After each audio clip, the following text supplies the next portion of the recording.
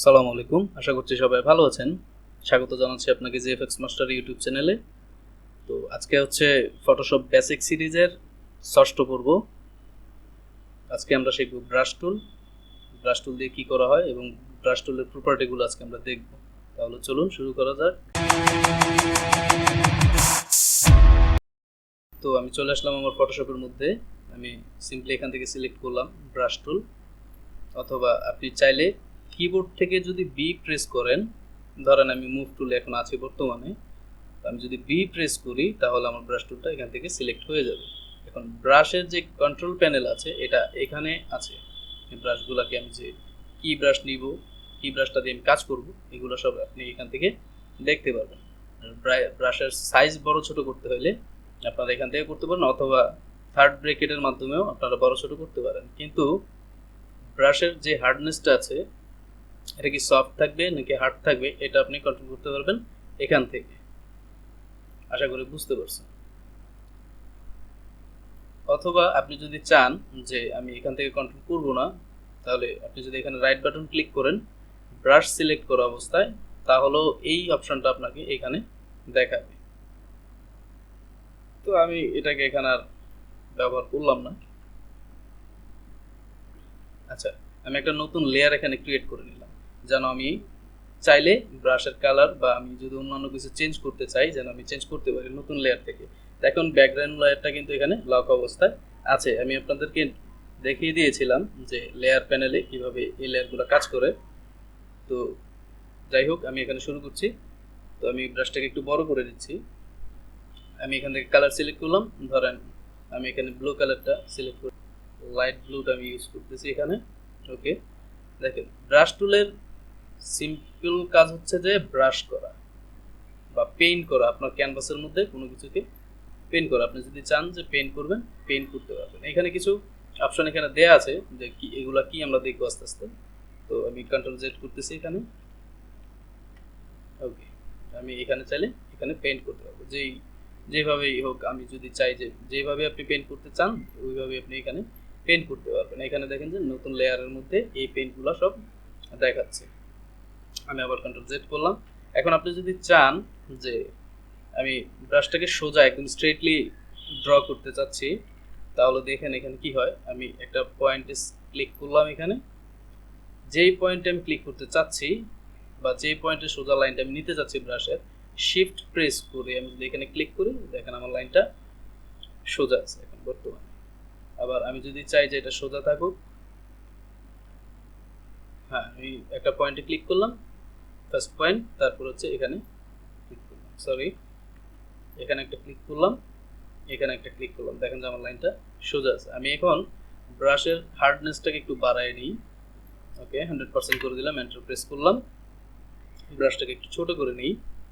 তারপর হচ্ছে shift press করে এখানে একটা ক্লিক করলাম, এইখানে একটা ক্লিক করলাম, দেখেন যে আমার ব্রাশটা সোজা একদম স্ট্রেট লাইন বরাবর আছে। আপনি চাইলে যে কোনো পয়েন্টে ব্যবহার করতে পারেন, এটা আপনার যেভাবে ব্যবহার করা প্রয়োজন ওইভাবে আপনি ব্যবহার করবেন। যদি স্ট্রেট লাইন বরাবর আপনার ব্রাশ ব্যবহার করতে হয়, সেক্ষেত্রে আপনি হচ্ছে এইভাবে শিফট ধরে তারপরে ব্যবহার করতে পারবেন। তো আমি কন্ট্রোল জেড করতেছি এখানে। ওকে, এখন দেখি এখানে কি প্রপার্টি আছে। প্রথম প্রপার্টিটা আমি আপনাদেরকে বললাম যে এখানে যে ব্রাশের গ্রুপগুলো দেওয়া আছে এবং স্ট্রোকগুলো দেওয়া আছে, যে আপনার ব্রাশটা কীরকম হবে এটার একটা প্রিভিউ এখানে দেখাচ্ছে। আপনি যদি ব্রাশের সাইজ বড় করতে চান, সেক্ষেত্রে আপনি এখান থেকে সাইজ বড় করতে পারেন, অথবা কিবোর্ড থেকে আপনি যদি থার্ড ব্র্যাকেট প্রেস করেন ডান পাশেরটা, তাহলে দেখবেন যে আপনার ব্রাশটা বড় হচ্ছে। আর আপনি যদি বাম পাশেরটা প্রেস করেন তাহলে হচ্ছে ব্রাশটা ছোট হবে। আশা করি বুঝতে পারছেন।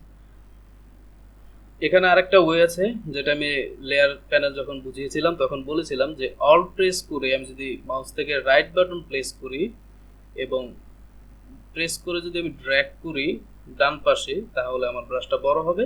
যদি বাম পাশে প্রেস করি তাহলে আমার ব্রাশটা ছোট হবে। যদি আমি এটাকে উপরের দিকে ড্র্যাগ করি আমার ব্রাশটা সফট হবে, যদি নিচের দিকে প্রেস করি আমার ব্রাশটা হার্ড হবে। আশা করি আপনারা এই বিষয়টা বুঝতে পারছেন। তারপর হচ্ছে এখানে আছে মুড।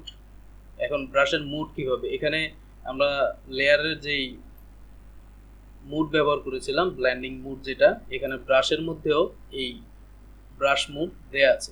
এখানে যতগুলা মুড দেয়া আছে সেম ততগুলো মুড এখানেও দেওয়া আছে। যদিও এখানে আমরা যখন ব্রাশ ব্যবহার করব নর্মালি আমরা নর্মাল অবস্থায় ব্যবহার করব, আমরা পরবর্তীতে আমাদের মতো করে আমরা ব্যবহার করে নিব। জাস্ট এটা নর্মালি থাকুক, এটাতে আর কোনো কিছু করার প্রয়োজন নেই। এখানে যদি আপনি চান যে ব্যবহার করবেন সেক্ষেত্রে আপনি ব্যবহার করতে পারেন, কোনো সমস্যা নেই। ব্যবহার করে দেখবেন যে কিভাবে এটা কাজ করতেছে বা কিরকম দেখাচ্ছে। অপাসিটি, অপাসিটি আপনারা জানেন যে কিভাবে কাজ করে। আপনার যেই ব্রাশটা আছে, এখন যে ব্রাশটা আমি নিছি, এই ব্রাশটার কতটুকু ট্রান্সপারেন্ট সে করবে সেটা দেখেন। আমি যদি 100% থেকে না, আমি এখানে একটা ব্রাশ আগে ব্যবহার করি, ব্রাশটাকে একটু ছোট করে নিই। সরি, এখানে এন্টার প্রেস করলাম। দেখেন আমার এই ব্রাশটা এখন হার্ড অবস্থায় আছে। আমি এটাকে একটু সফট করে নিই। তো আমি অল্ট প্রেস করে রাইট বাটন ক্লিক করলাম, করে এটাকে উপরের দিকে ড্র্যাগ করে দিলাম। ড্র্যাগ করলে আমার এটা সফট হয়ে গেল। এখন দেখেন আমি যদি এখানে একটা লাইন প্রেস করি, আমার ব্রাশটা হচ্ছে এরকম দেখাচ্ছে। আমি যদি এখান থেকে অপাসিটিটা কমিয়ে দিই, ধরেন আমি এখানে দিলাম 40%, আমি এখানে টাইপ করে দিতে পারবো 40, এন্টার। দেখেন তাহলে পরিবর্তনটা কি হচ্ছে। এখানে হচ্ছে সে পুরা 100% কালারটা সেখানে ফিল করলো, এখানে হচ্ছে সে 40% ট্রান্সপারেন্ট হয়ে গেল। তো আশা করি বুঝতে পারছেন। তারপরে হচ্ছে আমি যদি চাই যে এটাকে একটু বাড়াই দিব, হ্যাঁ বাড়িয়ে দিই, 70% যদি দিই, এখানে যদি ড্র করি তাহলে দেখতে পারবেন যে এইটার থেকে এটা একটু বেশি ডার্ক। কারণ কি, তার ট্রান্সপারেন্টের পরিমাণটা আমি বাড়িয়ে দিয়েছি এখান থেকে। ওকে, আমি আবার কন্ট্রোল জেড করছি। এখন দেখছি ফ্লো।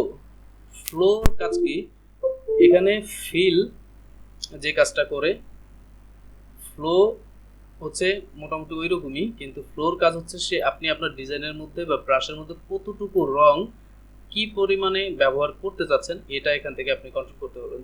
দেখেন আমি যদি এখান থেকে একটা ব্রাশ ক্রিয়েট করি, আমি এটাকে 100% করে নিচ্ছি, অপাসিটিটাকে কন্ট্রোল জেড করে নিলাম। দেখেন আমার ব্রাশটা এখন এই অবস্থায় আছে। এখন আমি যদি এখান থেকে ফ্লোটা কমিয়ে দিই, ধরেন আমি 50% রাখলাম, এন্টার প্রেস করি, দেখেন আমার ব্রাশটা কিন্তু এটার থেকে এটা একটু সফট হয়ে গেল এবং এটার কালারটা একটু বেশি লাইট। মানে হচ্ছে আমি এখান থেকে ব্রাশের কালারটাকে কি পরিমাণ রং এখানে থাকবে এটাকে কন্ট্রোল করতে পারি আমি এই ফ্লো এর মাধ্যমে। সাপোজ আমি যদি একটা সিলেকশন এখানে ক্রিয়েট করি, ধরেন আমি এখানে মার্কি সিলেকশন টুলটা ব্যবহার করলাম, ইলিপ্টিক্যাল শিফট শিফট ধরে আমি এখানে একটা সার্কেল ক্রিয়েট করলাম। এখন যদি আমি ব্রাশ সিলেক্ট করি এবং এটাকে 100% করে দিই, এন্টার প্রেস করলাম। এখন যদি আমি এটার মধ্যে ড্র করি তাহলে দেখবেন যে একদম পুরা ফিল হয়ে যাচ্ছে, এটা একদম পুরা অনেক বেশি কালার চলে আসছে, 100% কালার। ওকে, এখন আমি এটাকে কন্ট্রোল জেড করলাম, মার্কি সিলেকশন টুলটাকে আবার নিয়ে নিলাম, ব্রাশ টুলটা সিলেক্ট করে নিলাম। ফ্লোটা যদি একটু কমিয়ে দিই, ধরেন এটাকে আমি দিলাম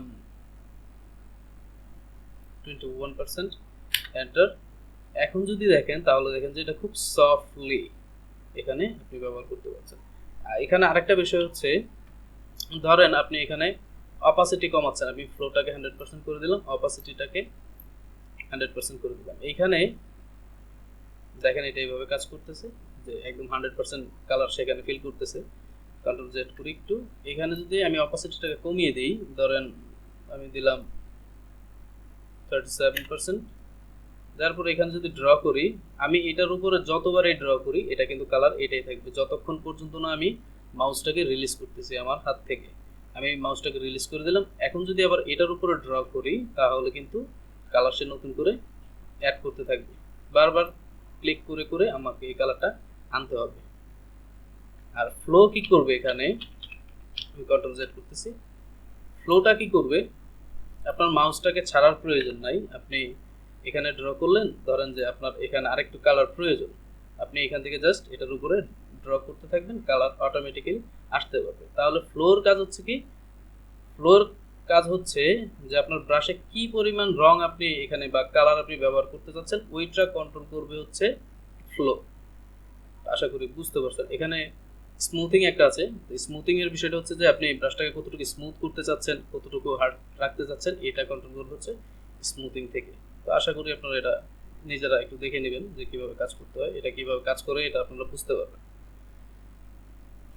ওকে, তো এই হচ্ছে ব্রাশের কিছু কাজ ছিল এখানে, ব্রাশের কিছু প্রপার্টি ছিল।